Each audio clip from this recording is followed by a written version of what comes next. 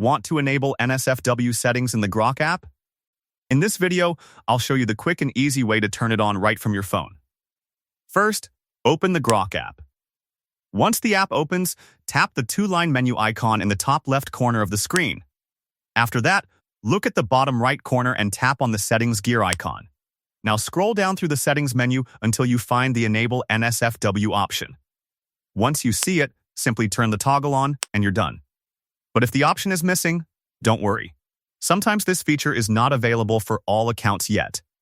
In that case, make sure your app is updated to the latest version and wait for a future update. You can also report the issue directly from the app.